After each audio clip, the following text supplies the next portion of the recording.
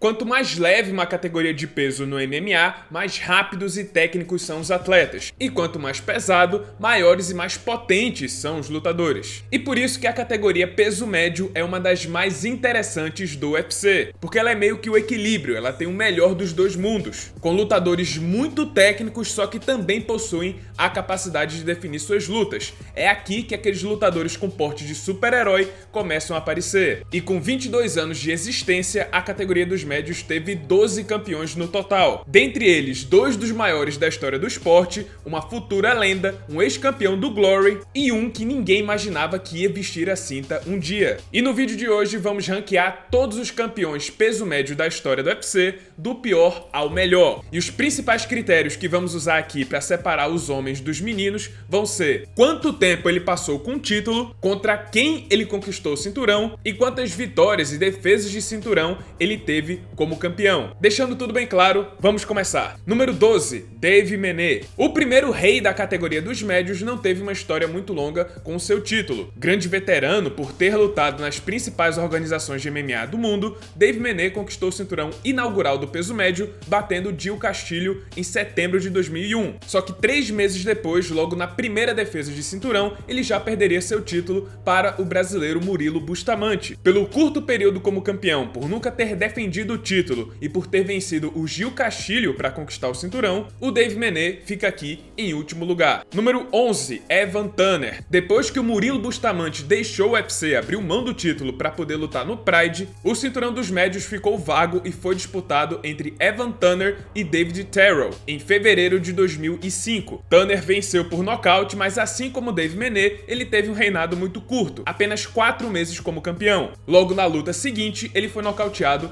pelo Rich Franklin. Número 10, Georges St-Pierre. Sim, isolando apenas a sua carreira como peso médio, como campeão do peso médio, Georges St-Pierre foi um dos piores campeões da história da categoria. Basicamente por nunca ter defendido o título e pelo curtíssimo período que ele ficou como campeão, apenas 30 dias, um mês. Ele fica acima dos outros que eu citei até agora porque ele venceu o Michael Bisping, um campeão ativo, para conquistar o cinturão. E sem dúvidas, o Bisping foi um adversário muito melhor do que o David Terrell e o Gil Castilho. Só que no mês seguinte de bater o Bisping, o Georges St-Pierre teve problemas de saúde e resolveu se aposentar do MMA. Mas calma, porque o verdadeiro legado do Georges St-Pierre fica na categoria dos meio-médios, e logo vou fazer um vídeo também sobre essa divisão. Número 9, Luke Rockhold. Luke Rockhold tinha tudo para ser um grande campeão da categoria. Grande, rápido, com um jiu-jitsu perigoso, uma trocação muito boa com seus chutes. Ele era basicamente um pacote completo, e depois que ele atropelou o Chris Weidman,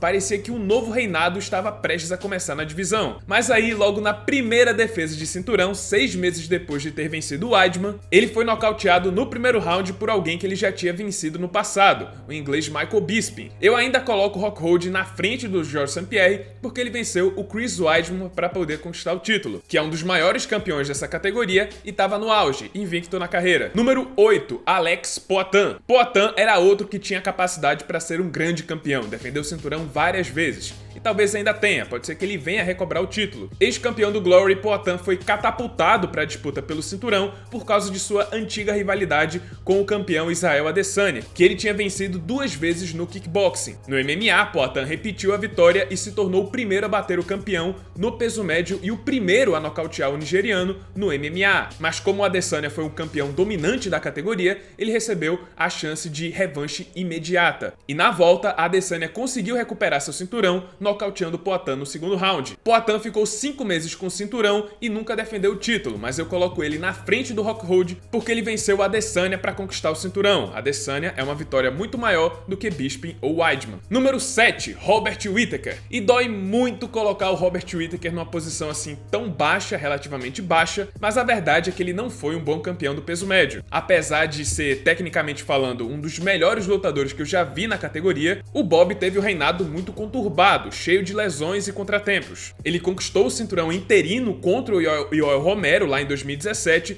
e foi promovido a campeão linear depois que o Georges St-Pierre se aposentou. Daí ele defenderia seu cinturão pela primeira vez contra o Luke Rockhold, só que acabou se lesionando e aí o Romero entrou no lugar e venceu o Rockhold. Daí, em 2018, teve a revanche entre o Whittaker e o Romero. O australiano venceu de novo e essa deveria ter sido sua primeira defesa de cinturão, mas não valeu oficialmente porque o Romero não bateu peso, então a luta não valeu o título. E aí depois ele ia enfrentar o Kelvin Gastelum em 2019, mas foi retirado da luta por causa de uma hérnia no abdômen. Então ele só voltaria a lutar em outubro de 2019, que foi quando ele perdeu o cinturão para o Israel Adesanya. É a dura realidade, o Whittaker é um grande lutador, mas não foi um grande campeão. Número 6, Michael Bisping. A história de superação do Michael Bisping realmente é muito bonita. Ninguém imaginava que ele ia chegar a ser campeão do UFC. Para vocês terem noção de como foi a sensação na época, era como se hoje o Derrick Bronson tivesse sido campeão. Bisping sempre foi considerado um porteiro da divisão, chegava perto do título, mas sempre batia na trave. E foi aí que 10 anos depois de ter entrado no UFC, o Bisping substituiu Chris Weidman de última hora e enfrentou o campeão Luke Rockhold em junho de 2016. E ainda no primeiro round, ele chocou o mundo e nocauteou o americano. Só que o reinado dele foi muito conturbado, muito polêmico. Isso porque o Bisping evitou a elite do peso médio da época, evitando lutas contra Ronaldo Jacaré e Yoel Romero, por exemplo. No fim das contas, ele defendeu o título apenas uma vez contra Dan Henderson, de 45 anos e que estava fora do top 10, que foi mais uma homenagem do UFC ao Dan Henderson, já que ele estava se aposentando e deram uma última disputa de cinturão para ele. E o Bisping quase perdeu essa luta. E aí no combate seguinte, no final de 2017, o Bisping enfrentou o Georges St-Pierre e assim perdeu seu cinturão. A história de superação dele é bonita, mas o seu reinado nem tanto. Por que então ele tá na frente do Robert Whittaker? Bom, porque o Bisping venceu um campeão ativo para conquistar o cinturão. O Whittaker ganhou o interino e foi promovido. E também levei em conta os feitos do Bisping na divisão.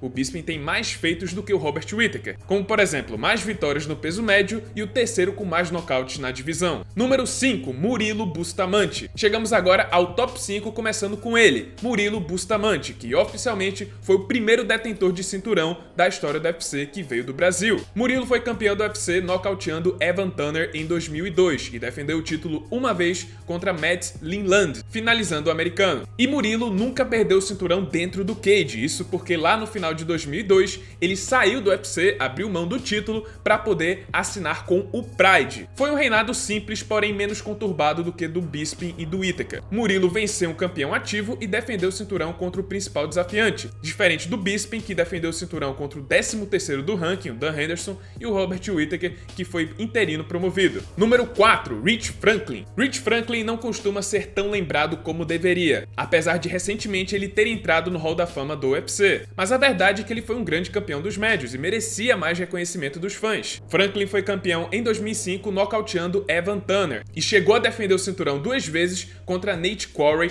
e David Loiseau. Mas aí ele teve a infelicidade de cair na teia do Homem-Aranha. Em 2006 ele foi nocauteado por um certo brasileiro e até tentou uma revanche no ano seguinte, mas foi novamente derrotado. Logo a gente vai falar desse Homem-Aranha. Mas com 2 defesas de cinturão, totalizando 3 vitórias em lutas valendo o título, Rich Franklin fica aqui em 4º lugar. Número 3, Chris Weidman. Sim, eu sei que muita gente aqui odeia o Chris Weidman por ele ter vencido Anderson Silva e vários grandes lutadores brasileiros. Mas a verdade é que o reinado do Chris Weidman foi excelente. No quesito conquistou o cinturão contra quem, ele teve a maior vitória dessa lista. Ele venceu Anderson Silva no auge. Mas o principal é que o Weidman possui o 3º maior reinado da história da categoria. Ele defendeu seu cinturão 3 vezes seguidas contra 3 ex-campeões do UFC. Ele venceu a revanche contra o Anderson Silva por interrupção médica, que foi quando o Anderson lesionou a perna, depois travou uma guerra contra o Lyoto Machida, que estava numa fase fantástica no peso médio, e por fim, nocauteou Vitor Belfort no primeiro round. O reinado do Chris Weidman chegou ao fim no final de 2015,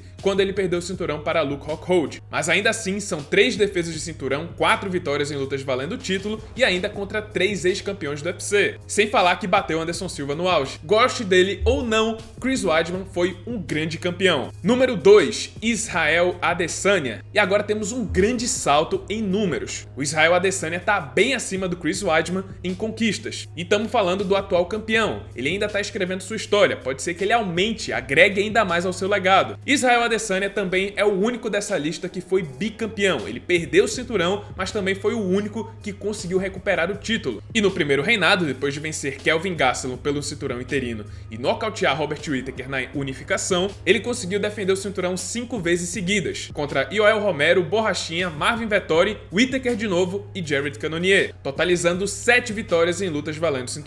Mas aí, em 2022, ele perdeu o cinturão ao ser nocauteado por Alex Poitin, mas devolveu na mesma moeda e recuperou o título em 2023, onde agora tá fazendo seu segundo reinado. No total, agora a Adesanya tem 8 títulos no UFC, o dobro que o Chris Weidman. E considerando que ele ainda tá relativamente jovem, ele tem totais chances de aumentar esse número e até, quem sabe, assumir o primeiro lugar, que por enquanto está confortavelmente ocupado por Anderson The Spider Silva. E não tem discussão, apesar do Israel Adesanya ter o tempo ao seu favor, Anderson Silva é o maior peso médio da história do UFC. E se você já achou impressionante as 5 defesas de cinturão seguidas do Israel Adesanya, olha só, Anderson teve o dobro, 10 defesas de cinturão seguidas durante quase 7 anos como campeão. Marca histórica no UFC, batendo nomes como Dan Henderson, Rich Franklin 2 vezes, Vitor Belfort, Nate Marquardt e Chael Sonnen 2 vezes. Anderson também tem a maior sequência de vitórias da história da divisão, são 13 vitórias seguidas no peso médio. Adesanya teve 12, mas a série foi interrompida quando ele perdeu para o Poitin. O Spider também detém os recordes de mais vitórias pela via rápida, nocautes e knockdowns em lutas valendo cinturão, não só no peso médio, mas no UFC no geral. Anderson foi campeão em 2006, quando nocauteou Rich Franklin,